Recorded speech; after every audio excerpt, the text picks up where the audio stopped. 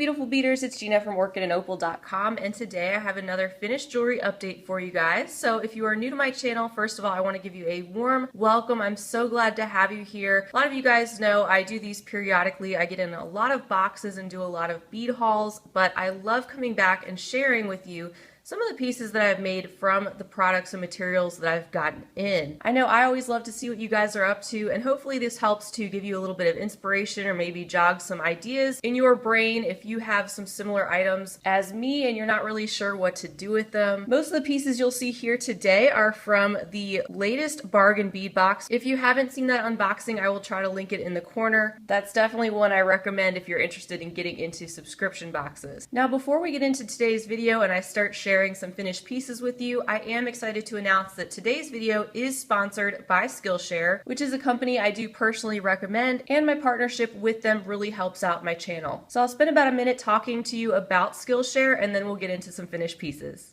So if you haven't already heard of Skillshare, Skillshare is an online learning community with thousands of classes offered online at your convenience. They cover a huge variety of topics, including things like design, art, and technology. And they actually have a surprising amount of content related to people interested in starting their own craft business. For example, I typed in Etsy into the search bar and was amazed at how many related courses popped up. And I know many of you have asked me about starting an Etsy shop, how to price your handmade jewelry for sale, how to brand your business, and all sorts of different things. And it's amazing how many relevant courses can be found on Skillshare included in your membership. I will leave a special link down below the video where you can sign up to try Skillshare for yourself completely free for 2 months. You'll have access to all of their content and will be able to pick and choose what you'd like to learn more about and do it all on your own time from the comfort of your home. After that, if you do decide to continue after the free trial, your cost would be approximately $10 a month. So if you'd like to check out Skillshare for yourself, check for that link below the video and take advantage of that free 2-month trial offer. Alright, so the first piece I want to share with you guys is an original design. This is something that I whipped up over the weekend, and this is the only thing I have to share with you on today's video that's not from the contents of the bargain bead box.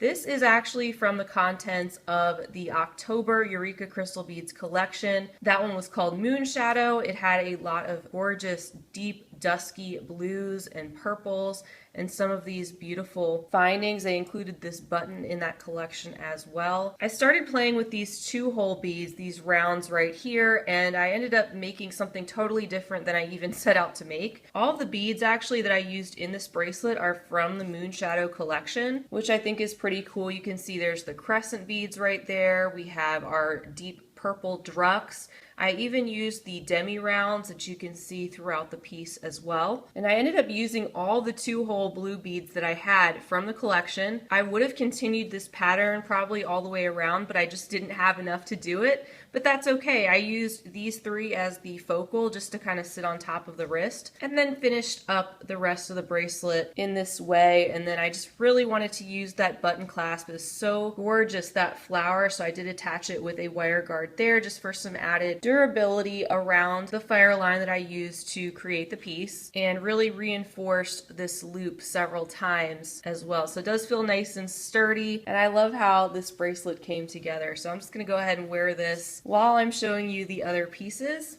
So now to get into the pieces from the October bargain bead box. We had a lot of fall and earthy type tones, a lot of antique copper findings, so that's what you'll see here today. Here's the first pair of earrings that I made. Very simple, but I really like the simplicity of them. I think they'll go with a lot of different things. So these 2 leaf pendants came in that box. I think they're gorgeous. I did combine them with these round connectors. These are from BB Craft, and I pulled them from my stash. So you're going to see things from my stash as well. I did use most of the beads from the bargain bead box, and let me just show you real quick before I go any further that this is actually all I have left from that box. This is it. These bicones, 1 toggle clasp, and 3 of these leaf connectors. So I really did use most of the pieces that came in the bargain bead box. And like you guys will too, you're going to pull from your own stash to complement those pieces. So that's the first pair of earrings, and it will end up going with a lot of the necklaces that I made from the collection as well, just because they are so simple. And I didn't want to add too much because they are already a little bit on the large or long side, and I like how the rounds are kind of open and airy. So if you can't already tell, I like to talk about the pieces as well. I don't just shove them in your face and say, here you go, take a look. I like to kind of talk about my inspiration, what I used, and my thought process. Let me go ahead and show you the next pair of earrings I made, because they also don't have a specific necklace to go along with them. So these were those imitation jade leaves. I think they're so gorgeous. If you remember in the unboxing, mine had a little bit of excess glass kind of mucking up these two little indents here, but like I said, it was really easy. I just used a bead awl and just popped those out, and it was good as new, so they were fine. I love the etched detail that these leaves have, and then these are two connectors that came in a recent Adornable Elements box. I was fortunate enough to receive one of their findings companion packs recently that came with also a lot of antique copper findings, so I did use some of those and pulled some of those in with these pieces too. And then I attached these components to some post earrings. So that's what those look like there. Again, simple, elegant, and I love how they came out. Next, let me show you this bracelet. This was the only other bracelet that I made this week. This is a 3-strand. These little heart connectors had also come in the Adornable Elements Findings Companion Pack. So again, I pulled those out. Did use one of these grape leaf toggle clasps from the bargain bead box, and let me lay this out for you so you can get a little bit better idea of what this looks like. So I did use a little bit of chain right there in the center, and then I pulled out these copper spacer beads that coordinated from my stash. This was one of the last things I made with the bargain bead box collection, so I was pulling from what was left, which included some of these grayish, greenish, blue rondelles. So you can get an idea of what that looks like. It just looks like 3 different bracelets going on, even though they're all connected there together. Alright, so next up I have this multi-strand necklace. This is made with the coffee agate. We have, again, those bluish, greenish, gray rondelles throughout the piece, as well as these faceted crystal beads. And here is one of those tree pendants that came in the box. They had sent 2 of those. So I decided to use one in this necklace hanging off a center strand of just basic chain, and then I added 3 smaller rondelles here at the bottom hanging off, and connected these to an antique copper round that I had in my stash. And this is some of the chain that came in the subscription box. This is chain, the smaller chain that I pulled from my own stash. And there is a look at the entire piece, and just finished it off with a lobster clasp and another segment of chain, and added a rondelle on the base of that chain to embellish the extender. Alright, next up I have this necklace, which ended up taking me quite a long time to put together. It just was not working out at all.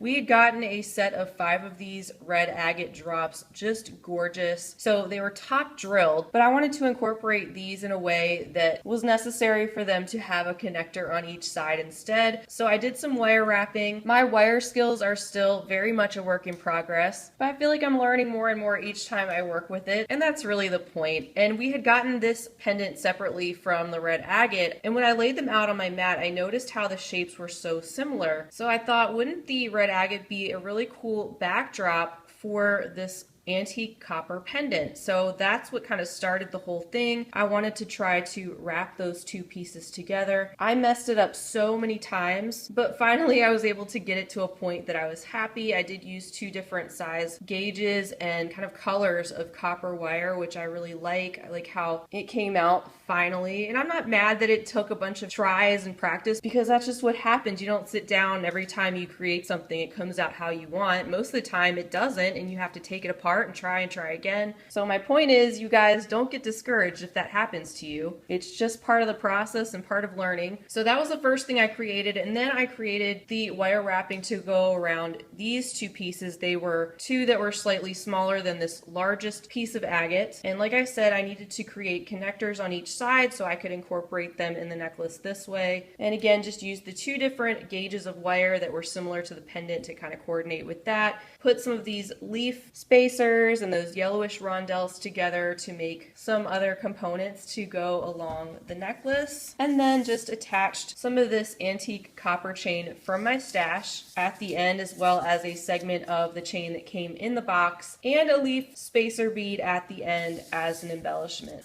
Next up, I have this longer necklace that I created. I was inspired to pull out this goldstone carved leaf pendant that I had gotten from Beadbox Bargains, the sister site of the subscription box. And I'd had it in my stash for a while. I thought the colors went so well with everything that was going on in this collection. And it really coordinated well with the Carnelian strand. We got this strand of round Carnelian beads in the box. So I thought it was a good time to pull that out, and I just kind of asymmetrically put together sort of a chain using the leaf connectors. We've gotten so many of those in the collection, as well as some of the Carnelian beads, and put those together going up the chain just like so, and then finishing that off with extra length of basic chain and an extender with embellishment. So after fighting with that wire wrap piece, it was really nice to do something a little bit more basic and simple. So this one came together rather quickly, as well as the next piece that I have to share.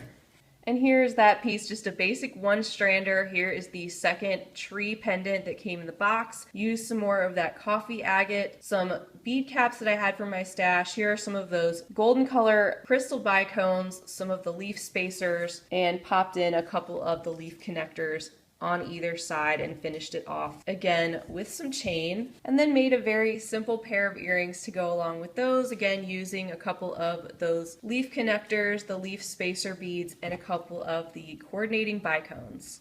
And then finally, probably what I would consider my favorite piece from the collection is this beaded lariat necklace. It is a double lariat, so it has two different strands. I used, again, one of those antique copper rings that I had from bbcraft.com that I had also used in these earrings. I used the two remaining red agate beads that had come in that set of 5. I used 2 of those other filigree type connectors that came in the Adornable Elements collection. And this is one of the more bead heavy pieces. I pulled the rest of the Carnelian. Here you will see the smaller rounds, this silver leaf agate that was in the gorgeous greenish grayish shades. The rest of those golden or kind of yellowish small crystal rondelles, some antique copper spacers, just basic rounds, and then I wanted to pull in 2 of these crystals to add toward the bottom of the lariat necklace, which brought out some more of the colors from that silver leaf agate. So I'm just so happy with how this one came together in particular. I think it really screams fall, and it really pulls together all the different colors, both in the beads and the findings that came in the bargain bead box. And I think this necklace would look very nice with either pair of these earrings.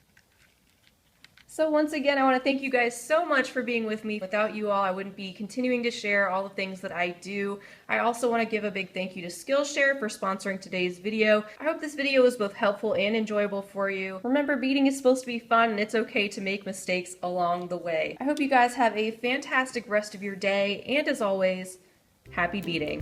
If you enjoyed this video, don't forget to give it a big thumbs up. For more content like this, don't forget to subscribe and hit the bell to be notified of my latest videos. You can check out the information section below this video for links to all my social media handles, recommended products, and my shop and blog at orchidandopal.com. Thanks for watching.